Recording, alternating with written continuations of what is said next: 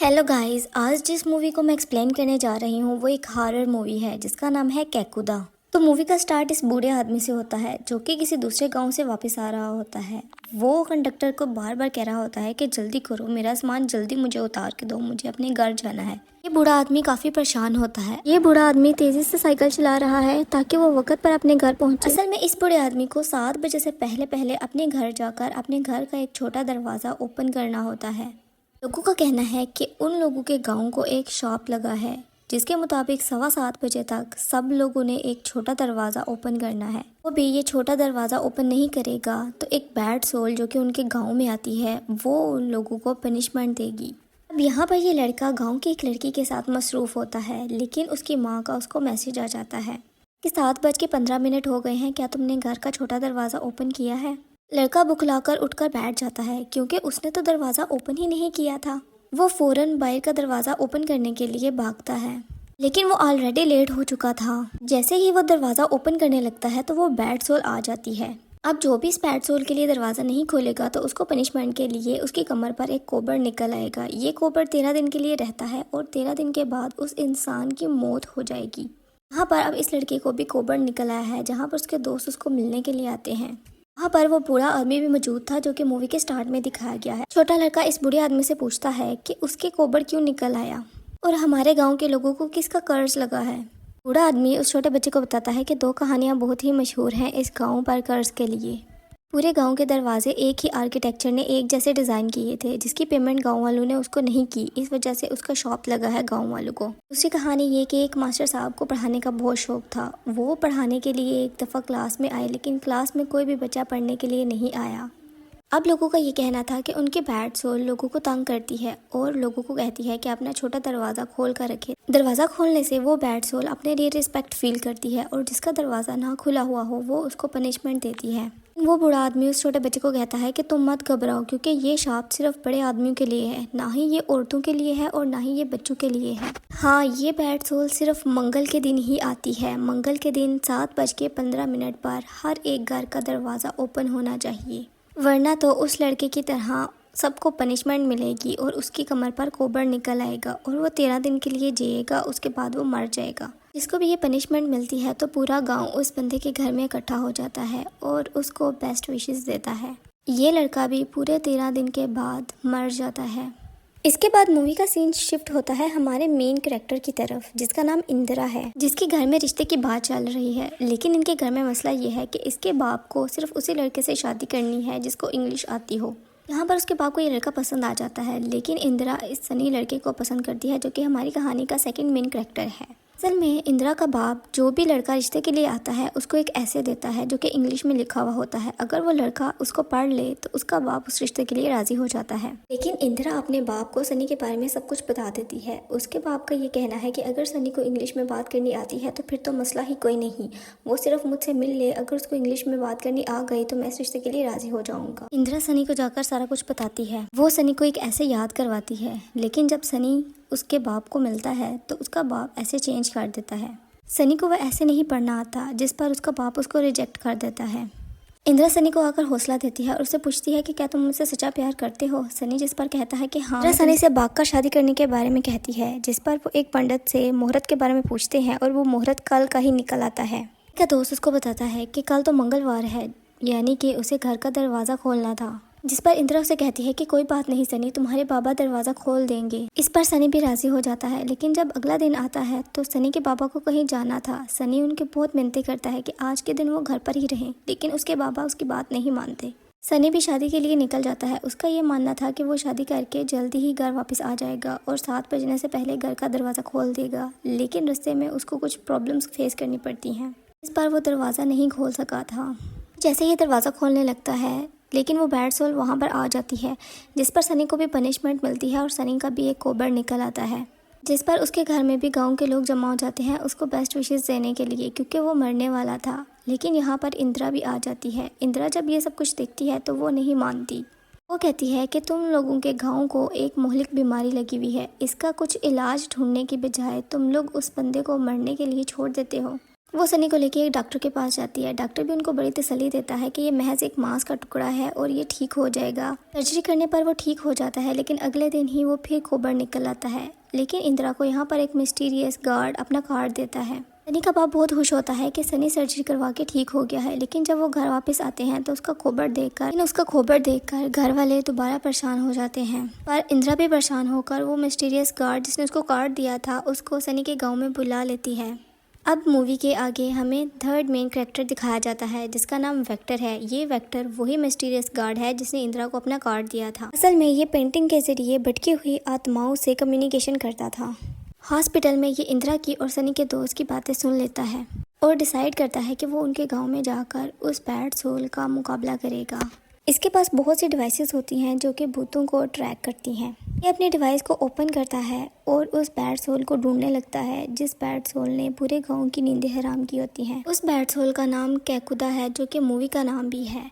ये लोग उसको ढूंढते ढूंढते एक खेत में चले जाते हैं। वहाँ पर उसकी डिवाइस भी उस भूत को ट्रैक कर लेती है। मिस्टर फैक्टर का यही कहना था कि उसने अपनी पेंटिंग के जरिए भूतों से कम्युनिकेशन करके उनकी प्रॉब्लम्स को सॉल्व करके उनको मुक्ति दी है और अब वो कैकुदा को भी अपनी पेंटिंग के जरिए कम्युनिकेट करके उसकी सोल को भी मुक्ति दिलाएगा और इसी तरह से गांव का शॉप खत्म करेगा। मिस्टर फैक्टर एक पेंटिंग बनाते हैं कैकुदा से कम्युनिकेट करके। अब वो उस जगह पर जाते हैं। वहाँ पर उनको 2 लोगों का कंकाल मिलते हैं।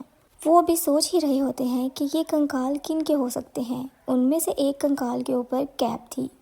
मिस्टर फैक्टर उसकी कैप उतार कर देखने लगते हैं। यहाँ पर कैकुदा आ जाता है। मूवी के इस सीन में फर्स्ट टाइम कैकुदा का फेस दिखाया जाता है। इसका फेस बहुत ही भयानक और खौफनाक होता है और उसके इर्द गिर्द मक्खियाँ बुनबुना रही होती हैं। कैकुदा के गुस्से होने पर मिस्टर फैक्टर उन कंकालों पर दोबारा से मिट्टी डालना शुरू कर देते हैं। लेकिन मिस्टर फैक्टर इंदिरा को यकीन दिलाते हैं कि वो सनी का कोबर भी ठीक करेंगे और सनी को 13 दिन के बाद मरने भी नहीं देंगे। यहाँ पर मिस्टर फैक्टर उस कंकाल से मिली हुई कैप के ऊपर गौर से देखते हैं जिसके ऊपर गॉयल सर्कस लिखा हुआ होता है। मूवी के अगले सीन में हमें दिखाया जाता है कि इंदिरा के पेरेंट्स सनी को ये समझा रहे होते हैं कि अब तुमने 13 दिन के बाद तो मर ही जाना है, तो इंदिरा को दूसरी शादी के लिए राजी करो। इंदिरा के फादर तो मिस्टर फैक्टर की इंग्लिश से बहुत इम्प्रेस होते हैं। वो सनी को कहते हैं कि तुम तो मर ही जाओगे, तो क्यों ना इंदिरा और मिस्टर फैक्टर की शादी कर दी जाए बाद में। सनी ये सोचकर बहुत दुखी हो जाता है। वो खुदकुशी करने के बारे में सोचता है। खुदकुशी करने के बारे में सोचने के बाद सनी अपने आप को पंखे के साथ लटका लेता है। यहाँ पर वेक्टर सर्कस के मालिक से मिलता है जहाँ पर उसको कैकुदा की स्टोरी के बारे में पता चलता है। कैकुदा का असल नाम गुल्लक था जो कि बोना था, यानी कि कद में छोटा था। वो सर्कस में काम करता था और लोगों को हंसाता था। लेकिन सर्कस में काम करने के अलावा गुल्लक में ये खूबी थी कि वो लोगों की कमर का दर्द ठीक करता था। यानी कि मंगल के दिन 7:15 पे गुल्लक के दाएं पाँव में इस तरह की ताकत आ जाती थी कि वो लोगों की कमर का दर्द खत्म कर सकता था, जिससे गांव के लोग गुल्लक से बहुत खुश हो गए थे क्योंकि उनकी कमर का इलाज गुल्लक के पास था। अब इसी तरह गांव में एक गुल्लक पहलवान भी था जो कि पहले ये कमर दर्द का काम करता था, लेकिन गुल्लक के आने की वजह से गुगू पहलवान का काम खत्म हो गया था। एक दिन गांव के सरपंच की कमर में दर्द हो गया। वो गुगू पहलवान के पास गया, लेकिन गुगू पहलवान से भी उसकी कमर का दर्द ठीक ना हो सका। लेकिन गुल्लक ने उसकी कमर का दर्द ठीक कर दिया, जिस पर पूरे गाँव में गुल्लक की वाह वाह हो गई। सर्कस का मालिक मजीद बताता है कि कुछ अरसे के बाद वो वापस उस गांव से आ गया, लेकिन गुल्लक को गांव के लोगों ने उधर ही रख लिया। सर्कस के मालिक ने मजीद बताते हुए बोला कि कुछ अरसे के बाद गुल्लक की खबर आना बंद हो गई। तो जब इंदिरा और मिस्टर वेक्टर घर जाते हैं तो उन्हें सनी की सुसाइड अटेम्प्ट के बारे में पता चलता है कि सनी जिस पंखे के साथ लटक कर अपनी जान देने वाला था वो पंखा ही लटक कर टूट जाता है। इसी तरह सनी की जान बच जाती है। लेकिन सनी के फादर इंदिरा को और मिस्टर वेक्टर को बोलते हैं कि वो उनका घर छोड़कर दूर चले जाएं। इंदिरा अपने घर वापस आ जाती है। यहाँ पर पता चलता है कि इंदिरा की एक और भी बहन है, बिल्कुल उसकी हमशक्ल, जिसका नाम घूमती है। इंदिरा घूमती को सब कुछ गुल्लक के बारे में बताती है। घूमती इस तरह से बिहेव करती है जैसे वो गुल्लक के बारे में सब कुछ जानती हो, लेकिन वो इंदिरा को नहीं बताती। इंदिरा मिस्टर वेक्टर से मुलाकात करती है और उसे अपनी बहन के बारे में बताती है कि वो मुझे कुछ गुल्लक के बारे में बताने लगी थी, लेकिन उसने मुझे नहीं बताया। अपनी बहन घूमती के बारे में बताते हुए कहती है कि उसे नींद में चलने की बीमारी है। मोहल्ले के लोग जब आधी रात को उसे सड़कों पर चलते हुए देखते हैं तो उसकी कैरेक्टर असैसिनेशन करते हैं। इसलिए जैसे ही रात होती है तो वो अपनी बहन घूमती को एक कमरे में बंद कर देते हैं। मिस्टर वेक्टर इंदिरा को कहते हैं कि आज रात वो घूमती का दरवाज़ा बंद ना करे, यानी कि घूमती को नींद में चलने दे, हम भी देखें कि वो किधर जाती है। इंदिरा मिस्टर वेक्टर से कहती है कि क्या घूमती को इस तरह से आज़ाद छोड़ देने का और नींद में चलने से उसकी कोई जान को नुकसान तो नहीं होगा। वेक्टर से यकीन दिलाता है कि हम उसका पीछा करेंगे और हम देखेंगे कि वो कहाँ पर जाएगी। मिस्टर वेक्टर आधी रात को इंदिरा लोगों के घर के बाहर खड़े हो जाते हैं और घूमती का वेट करना शुरू हो जाते हैं। घूमती चलते हुए सनी के उसी गांव के खेतों में चली जाती है जहां पर कैकुदा की सोल होती है, यानी कि उसी डमी के अंदर। यहाँ पर सनी अपने दोस्त को कहता है कि वो इंदिरा को लास्ट टाइम मिलना चाहता है। इंदिरा उनको रास्ते में ही मिल जाती है। दूसरी तरफ घूमती उस डमी के सामने जाके खड़ी हो जाती है, जिसकी वजह से कैकुदा की सोल घूमते में आ जाती है। मिस्टर वेक्टर कैकुदा की सोल से कहते हैं कि तुम गांव का ये कर्ज खत्म कर दो, यानी कि गांव के लोगों को इस मुक्ति से आज़ाद कर दो। लेकिन कैकुदा की सोल गुस्से में आ जाती है। वो कहता है कि गांव के लोगों को इससे मुक्ति नहीं मिल सकती, क्योंकि गांव के लोगों ने मेरा बहुत दिल दुखाया है और ये शाप कभी भी गांव के लोगों पर खत्म नहीं हो सकता। दोस्तों, यहाँ पर हमें असल कहानी पता चलती है। गांव में एक माँ बेटा रहते थे। उसकी माँ विधवा थी, यानी कि उसका बाप मर चुका था। उसके बेटे का नाम शिपू था, जो कि गुल्लक को बहुत पसंद था। यहाँ पर गोगो पहलवान गुल्लक से बदला लेना चाहता था, क्योंकि उसने उसके कमर ठीक करने का बिजनेस बंद कर दिया था। एक दिन शिपू रोता हुआ गुल्लक के पास आता है, क्योंकि उसकी माँ की कमर अकड़ गई थी। वो उसको कहता है कि उसकी माँ की कमर ठीक कर दो, लेकिन गुल्लक औरतों की कमर पे पाँव नहीं लगाता था, क्योंकि उसे ये बात अच्छी नहीं लगती थी। लेकिन शिपू के बहुत रोने धोने पर और इसरार करने पर गुल्लक शिपू के साथ चला जाता है। लेकिन वहाँ पर गोगो पहलवान इन दोनों को जाते हुए देख लेता है। वो पूरे गांव के लोगों को इकट्ठा करके बताता है कि ये गुल्लक का करैक्टर अच्छा नहीं है, ये औरतों को हाथ लगाता है। गोगो पहलवान गांव के लोगों को गुल्लक के बारे में गलत बातें बता के उनको गुस्से में ले आता है। गाँव के लोग गुल्लक की खूब पिटाई करते हैं। गुल्लक गाँव के सभी लोगों के दरवाजे नॉक करता है, लेकिन किसी ने भी उसके लिए दरवाजा नहीं खोला। गुल्लक के लिए वो लोग भी दरवाजा नहीं खोलते जिनका गुल्लक ने दर्द ठीक किया था। हमें लोगों की सेल्फिशनेस का पता चलता है। के बाद गोगो पहलवान ने शिपू और उसकी माँ को मारकर एक कब्र में दफना दिया था। उनकी कब्र उसी जगह पर होती है जहाँ पर मिस्टर वेक्टर को वो कैप मिलती है और उसको सर्कस के बारे में पता चलता है। सर्कस की टोपी शिपू को गुल्लक ने ही दी थी। गोगो पहलवान ने शिपू और उसकी माँ को तो मार दिया था, लेकिन गुल्लक किसी तरह अपनी जान बचाते हुए गांव के उसी खेतों में उसी डमी के पास चला जाता है। वो सर्दी की रात थी। गुल्लक ने अपने आप को 13 घंटे सर्दी से बचाने के लिए उस डमी के पीछे सहारा ली और इसी तरह गुल्लक ने हिम्मत हारते हुए वहीं पर अपनी जान दे दी। इसीलिए उसके इर्द गिर्द मक्खियाँ मुनमुना रही होती थी। यहाँ पर हमें ये स्टोरी हाईलाइट करती है कि उस दिन गुल्लक के लिए, यानी कि कैकुदा के लिए, किसी ने भी दरवाजा नहीं खोला था। यहाँ पर स्टोरी ये हाईलाइट करती है कि उस दिन गुल्लक यानी कि कैकुदा के लिए किसी ने भी दरवाज़ा नहीं खोला। इवन के उन लोगों ने भी गुल्लक के लिए दरवाज़ा नहीं खोला जिसकी गुल्लक ने मदद की थी। इस वजह से अब पूरे गांव को इस शराब को भुगतना पड़ेगा। इस शराब से सिर्फ बच्चे और औरतें ही बच सकती हैं। कैकुदा की स्टोरी सुनने के बाद मिस्टर वेक्टर उससे रिक्वेस्ट करते हैं कि अब वो अपनी दुनिया में चला जाए, मैं उसकी सोल को मुक्ति दिलाऊंगा। पहले जितने लोगों की तुमने जान ले ली है वो ठीक था, अब मजीद लोगों की जान लेना बंद कर दो और वापस अपनी दुनिया में चले जाओ। मिस्टर वेक्टर की बात सुनने के बाद कैकुदा की सोल गुस्से में आ जाती है। वो कहता है कि जैसे 13 घंटे मैं तड़प तड़प कर मरा, गाँव के लोग भी 13 दिन में ऐसे ही तड़प तड़प कर मरेंगे। सबको इसीलिए मैं नहीं मार रहा क्योंकि तुम लोगों को सर्कस के मालिक ने भेजा है। ये कहकर कैकुदा की सोल घूमती के अंदर से निकल जाती है। मिस्टर वेक्टर घूमती के लिए फीलिंग्स रखना शुरू कर देते हैं, यानी कि वो घूमती को पसंद करने लग जाते हैं। कैकुदा की सोल से कम्युनिकेट होने के बाद मिस्टर वेक्टर को ये पता चलता है कि कैकुदा की सारी पावर उसके राइट फुट में है, यानी कि उसके दाएं पाँव में है। वेक्टर गांव के इस लड़की के पास आकर कहते हैं कि उसे एक तेज धार चाकू बना कर दे, क्योंकि मिस्टर वेक्टर का ये कहना था कि अगर वो कैकुदा का दायां पाँव काट दें तो सनी का कुबर भी ठीक हो जाएगा और इसी तरह से सनी की जान भी बच जाएगी। वो कैकुदा की सोल को बुलाएंगे और घूमती उसका ध्यान भटकाएगी, क्योंकि घूमती के अंदर कैकुदा को गंगा की सोल नजर आती थी।